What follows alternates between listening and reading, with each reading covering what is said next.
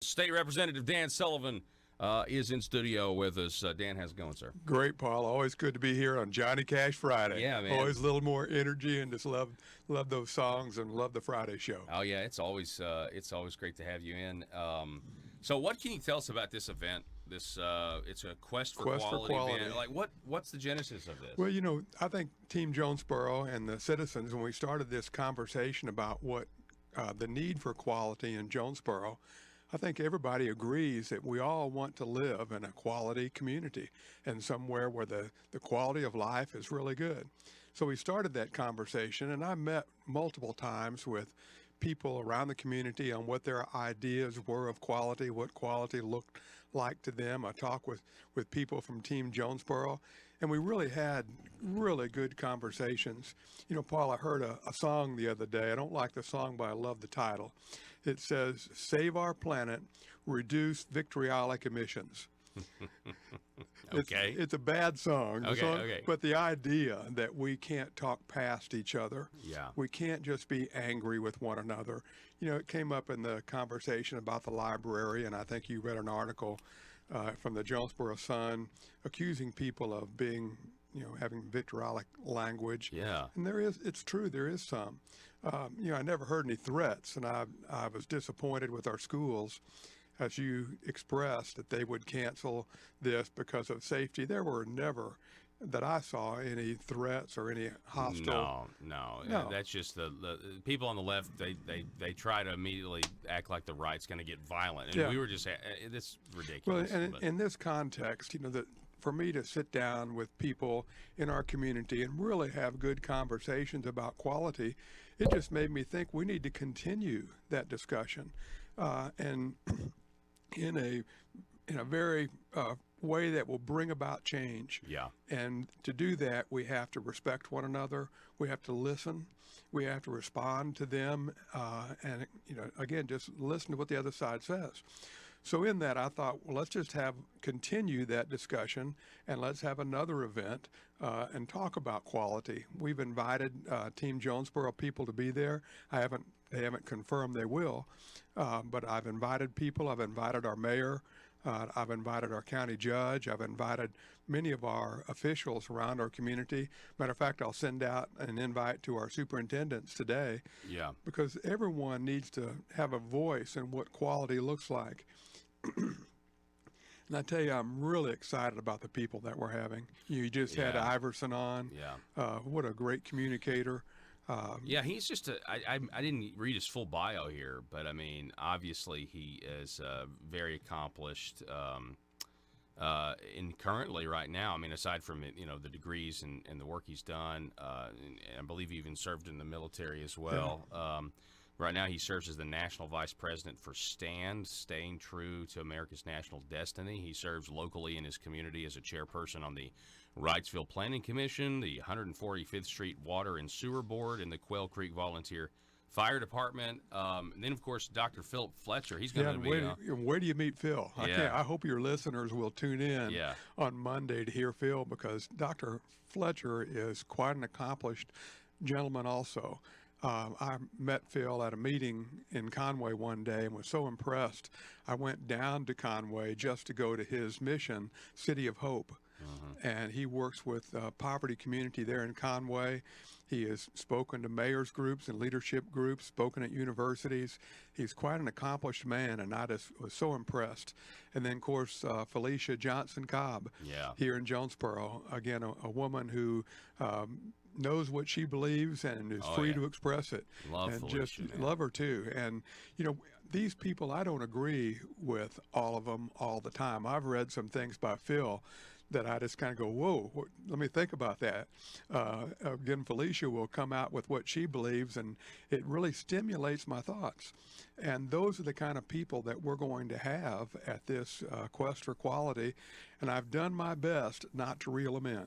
I'm going to let them go wherever they want, and I know they will. Just let's have a discussion about it. And then, of course, we'll have a question and answer after. Again, I asked the mayor to be there and to ask some questions at that meeting. I've asked other prominent people in our community to be a part of it. So I'm just really excited about the opportunity for our community to expand that conversation about what quality is in our life. Yeah. You know, I was at the Chris Ann Hall, was here just a few days last ago. week, Last week, and Chris Ann had a couple of statements that really caught me. One of them was that liberty equals freedom plus morality.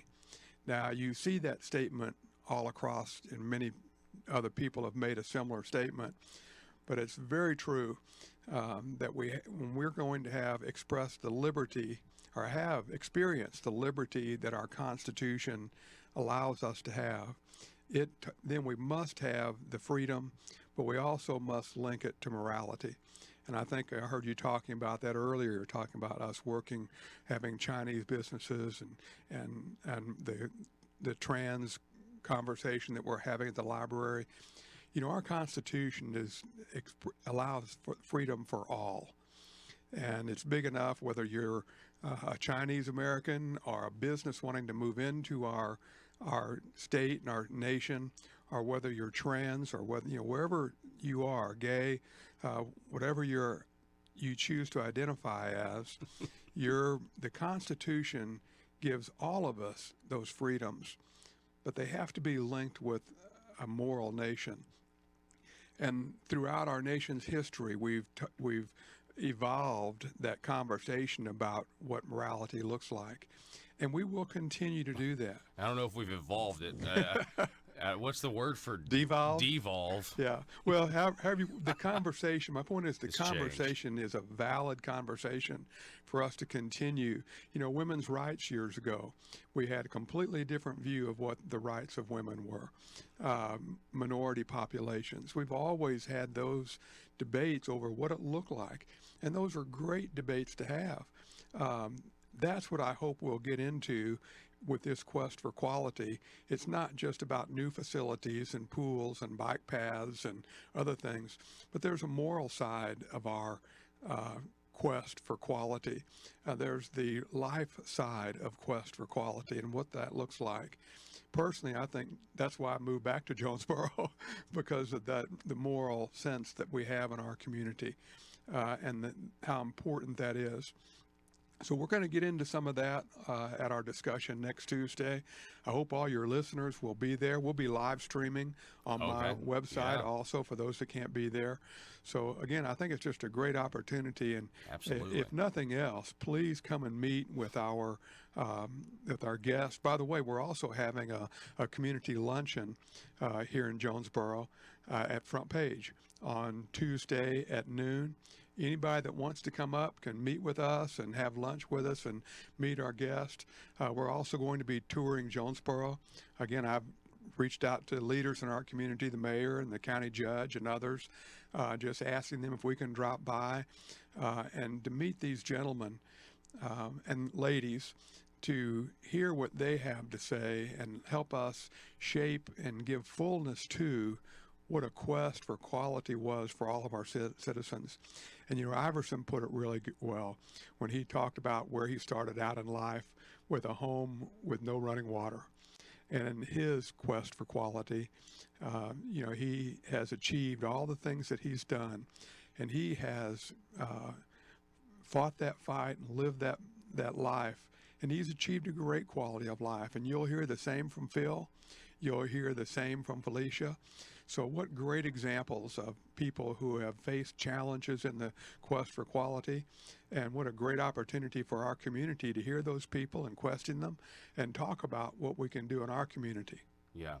Yeah, and I was talking to somebody the other day talking about, you know, we do, there's got to be some, like you said, it's more than just, you know, new facilities, if you will. You know, there's also also the desire to not leave communities behind as well. You know, and this is something that's not talked about on the right. Yeah, you know, and I fully support our library's ability to bring in people of different persuasions, whatever those perspectives, whatever those are. I support that. It's a good thing. However, I also support educational freedom. And if citizens don't want to send their children to public schools that are going to be going down that route, the result to me is not to prevent public schools from participating. The issue to me is to give people who choose not to participate in that the freedom not to choose public schools if public That's a good schools are point. going to go down that line. Well, I mean, here's my thing with the whole. For those of you that are just joining us, we're talking with State Representative Dan Sullivan, and there has been some developments in the local community. You know, where he represents the county library. You know, was going to have a teen trans author in to talk about a book that apparently has been successful, but they were going to, during school hours for a field trip, they were going to bus the students over to listen to the author. And I understand it. I think it was a voluntary field trip, but still, I remember when field trips were just like, hey, we're going to go to the woods and we're going to go to the park. This is our field trip. We're going to, I don't know, go to a research lab and learn. It's like, no, now we're going to, get involved in these very hot button social issues, and we're going to use taxpayer dollars to bus kids over during school hours. It's just that's why we fight for local freedom with our local school board. The local school board, just like the library commission, the library board has decisions to make. Our local school boards do, and I support that. And if their local school board supports that, that's up to them. We had a bill before the legislature last session to allow Planned Parenthood access to our health curriculum, which would have been embedded in other subject areas. The bill failed. I remember that. Yeah, but it's going to come up again. And at some point, parents are going to say, I choose not to send my child to public school. And I support their freedom of choice to choose another form of education. And they have multiple now. I don't want to get into educational freedom. Yeah. But if we have to allow our libraries and our public schools choice. I support that. But equally important is allowing families choice. And if our public schools go down this path too far, then our parents and families are going to choose not to send their children there. Yeah, or you start to thinking even bigger in terms of legislatively. I guess I've got some nieces and they're in public school in Texas of all places, and I mean, man, you just wouldn't believe some of this climate change rhetoric that's now being taught. They're scaring these kids to death. I mean, they think that they're not gonna live to their 18th birthday, some of them. And so this is a curriculum, I'm sure, that's being taught in some schools in Arkansas as well. And at some point you get to the point where you're like, right, okay, well, are we going to bail on the public school system and start to seek other opportunities elsewhere? And I think, honestly, the only way you would get, in some cases it may be, and I don't want to, the only way you might get to the point where the parents have control and the school board has more control is if the money starts to follow Absolutely. the parent. Because once that happens, there won't be any of this politically correct nonsense that the majority of people disagree with. We're not talking about violating anybody's rights. We're just, like you said, the moral standard. All of a sudden now, the personal moral convictions of the majority are now reflected in the curriculum and what's acceptable behavior, what's not acceptable behavior. Paul, I talked to multiple religious leaders in our community, church pastors and others, over this issue, and told them, expressed to them, as a legislator, my goal is to protect religious freedom. It's not to force religion on other people. Correct. It's to protect the people's right to choose and express their religion. And at some point, our Constitution calls for a free public education for all. When that was written, the original intent was very narrow. It was for the reading, writing, and math and the core curricula. And our schools since then have expanded that definition of education tremendously. But that was never the original intent. And at some point, people are going to say, I'm done paying for those social issues and moral issues. I want my child, and I want to use my money as I can. I've drifted away from a quest for quality. No, but it's very much connected in a lot of ways. Absolutely. And that's why we're doing this event on Tuesday. We want to have these kinds of conversations and not talk past each other, but listen. And be respectful of what our Constitution says, the freedom that offers all people, the liberties that it offers all people, and our laws protect those freedoms and those liberties. Yeah. However you identify, whatever your moral and religious convictions are, our Constitution protects those. I shouldn't say whatever they are, because there are some that are Yeah. that are Well, outside yeah, the norm. Yeah, yeah, but that's good. But that's That's the good. I premise. appreciate And you, I Dan. hope, again, I hope our community leaders will come. Yeah. And if you can encourage our mayor's office to come, our county judge, or other county elected officials and other elected officials in our community, please encourage them to come. Yeah. You know, again, you talk with Iverson, and the listeners had a good sense of him. Once you talk to Phil Fletcher, Yeah. you will be so impressed. Yeah. You'll want to have him back. And the same thing with Felicia. Yeah, it's going to be a great panel. It'll be a You've great assembled panel. a fantastic panel. It's going to be And really I good. won't be on it, by the way. Yeah, yeah. We're going to let those other folks talk and let our people listen and share. Real quick before we go, how's your campaign for Senate going? Is it going good? It's going really well, and I appreciate the question. You know, we're excited about the campaign. I'm running for the Senate against current Senator John Cooper.